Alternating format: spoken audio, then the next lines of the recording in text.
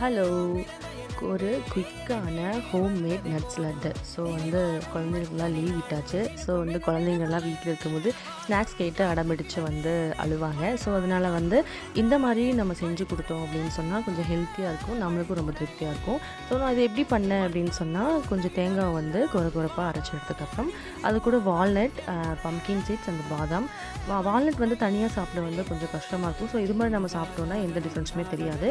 So இனிப்புக்காக கொஞ்சம் வெல்லம் சேர்த்திக்கலாம். நீங்கள் டேட்ஸ் கூட சேர்த்திக்கலாம். ஸோ கொரகொரப்பாக அரைச்சி எடுத்ததுக்கப்புறம் அது கூட கொஞ்சம் நெய் மட்டும் போட்டு நல்லா பெனஞ்சு எடுத்து லட்டு மாதிரி பிடிச்சி வச்சுக்கிட்டோம் அப்படின்னு சொன்னால், எப்போல்லாம் நம்மளுக்கு ஸ்வீட் கிரேவிங்ஸ் வருதோ, எப்போல்லாம் நமக்கு எதாவது ஸ்நாக்ஸ் சாப்பிடணும்னு தோணுதோ இது மாதிரி பண்ணி சாப்பிட்லாம். ஸோ ரொம்ப டேஸ்டியாக இருக்கும், ரொம்ப ஹெல்த்தி. ஸோ நான் கொஞ்சமாக பண்ணியிருக்கனால தேங்காய் போட்டு பண்ணியிருக்கேன். இது ஒரு வாரம் வரைக்கும் வச்சுக்கலாம். ஸோ தேங்காய் போடாமல் பண்ணோம் அப்படின்னா இன்னும் சில வாரங்கள் வச்சு சாப்பிட்லாம். பாய்.